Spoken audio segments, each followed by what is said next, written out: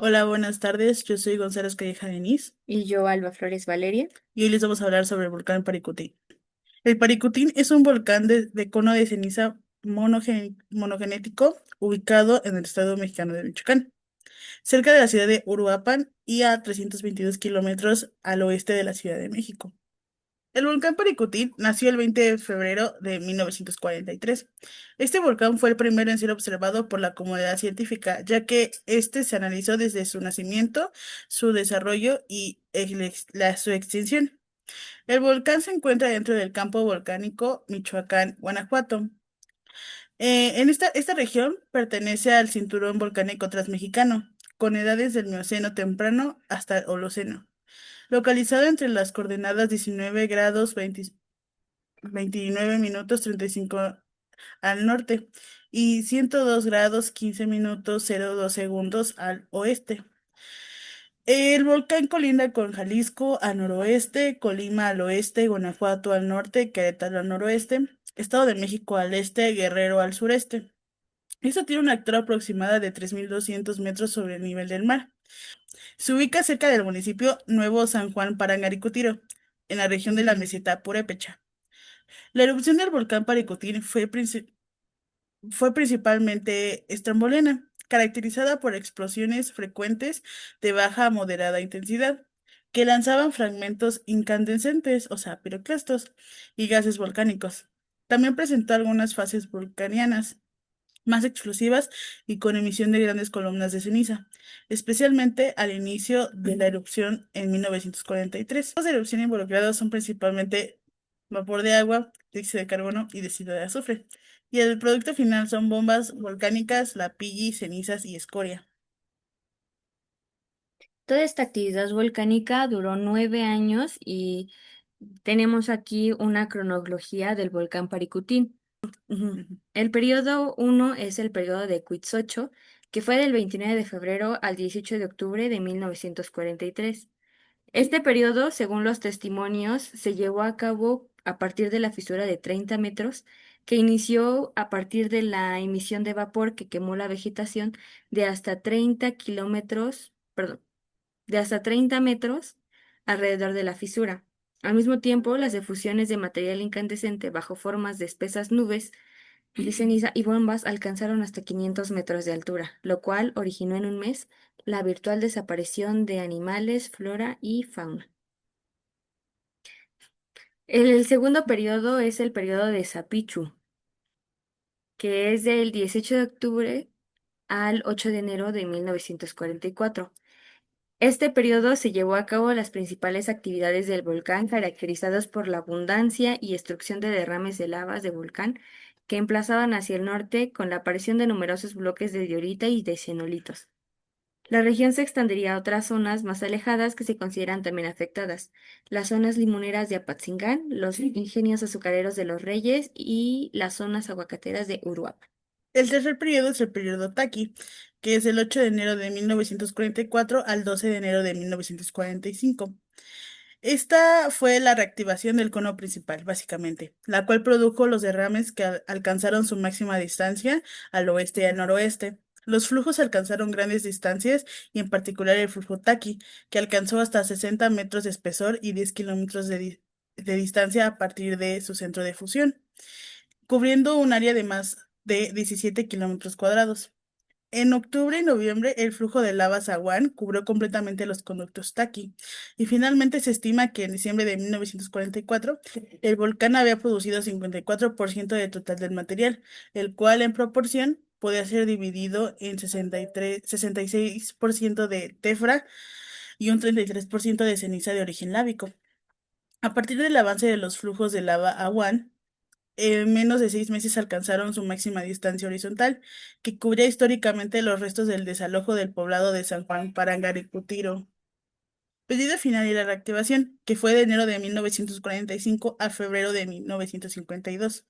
Este periodo fue el final, ya que se registró solo alrededor de 16 efusiones de flujos de lava acompañados de una serie análoga de explosiones piroclásticas. ¿El Paricutín es el volcán más joven del mundo? Bueno, la respuesta corta es que sí. Y tenemos el testimonio del señor Dionisio Díaz, quien fue el propietario del terreno del que emergió el volcán Paricutín. Según este testimonio, dice que fue aproximadamente a las 4 de la tarde, mientras hacía sus actividades cotidianas junto con su esposa Paula Díaz. En eso ambos notan que se abre una grieta que estaba dentro de los corrales de su granja. La grieta que se había abierto tenía una profundidad aproximada de 1 metro a 1 metro y medio.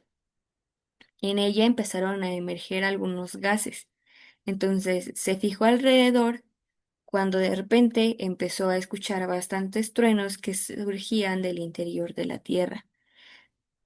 Y de ahí, de esa grieta, comenzó a emerger un montículo de 2 a 2 metros y medio de alto en el que salía una clase de humo con ceniza y polvo fino. Comenzó a levantarse. Según este testimonio y los estudios hechos en base a las observaciones de los geólogos investigadores, nos damos cuenta que la amenaza del volcán hubiese sido bastante catastrófico si los investigadores y el gobierno municipal no hubieran dado esa orden de desalojo. Posiblemente habrían registros de pérdidas humanas. Afortunadamente son únicas materiales o como consecuencia de las erupciones la pérdida, desaparición y calcinación de flora y fauna del lugar. A pesar de que la población no tenía la cultura de qué hacer en caso de una erosión volcánica, pues se redujo el riesgo notablemente. A pesar de que no se registraron muertos por la catástrofe, sí existieron muertos por problemas de salud indirectos, infartos o de vías respiratorias, y muchos otros por problemas de reubicación y litigos causados por la pérdida e imprecisión de límites de la propiedad. Debido a que el volcán es un volcán monogenético, el estudio del mismo se ha detenido y no se han generado mapas de riesgo en los alrededores. Ahora, ¿qué es el riesgo en el contexto vulcanológico? El riesgo se define como la probabilidad de que un fenómeno natural cause daños a personas, infraestructura o medio ambiente. En el ámbito volcánico, este riesgo surge de la interacción entre tres factores: la amenaza, el peligro natural, la vulnerabilidad de la población y la exposición de los elementos en riesgo. Ujú. Las afectaciones que sufrió el pueblo fue principalmente que vivían en condiciones de vulnerabilidad y riesgo, a pesar de que ellos no lo conocían o porque anteriormente no se había presentado ningún fenómeno que dijera que estaban en riesgo volcánico. Estas eran comunidades rurales con viviendas frágiles y una economía principalmente basada en la agricultura. No existían sistemas de monitoreo ni protocolos de evacuación, lo que agravó su situación frente al evento. Además, su exposición era total. Vivían, trabajaban y se desarrollaban una vida diaria directamente sobre el terreno donde surgió el volcán.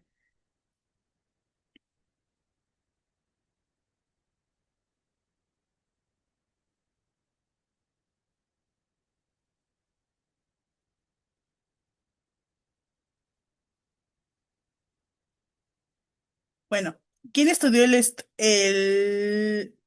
volcán durante su erupción?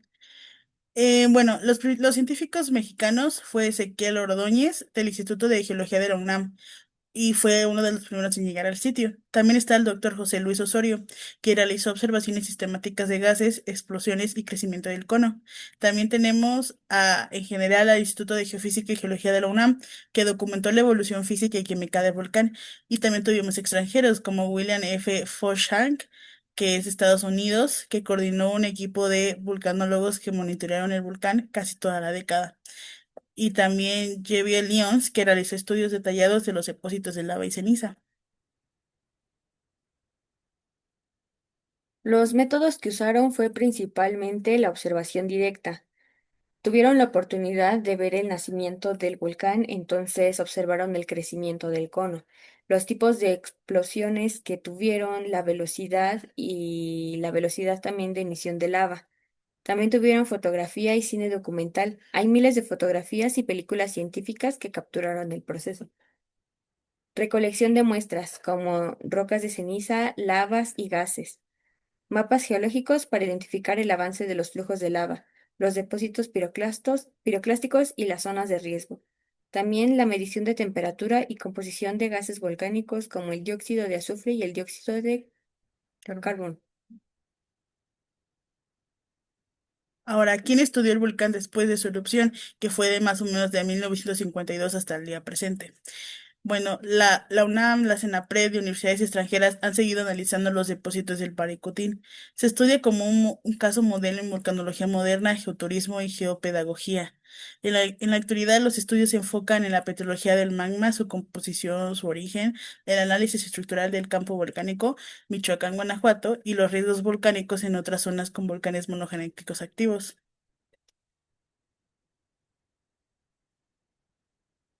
Los planes comunitarios de emergencia que ahorita tienen en la región de Michoacán son mantenerse informados, planes de emergencia, kits de emergencia y rutas de evaluación.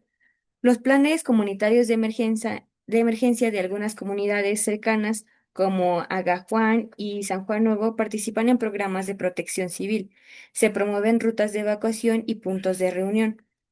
También tienen una educación y una concientización con talleres comunitarios, simulacros y materiales educativos.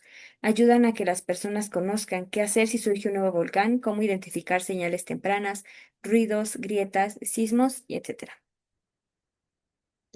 Bueno, y esto fue todo por nuestra parte. Muchas gracias. Nos vamos a presentar. Soy González, que hija de Denise. Y yo, Valeria Alba Flores. Hasta luego.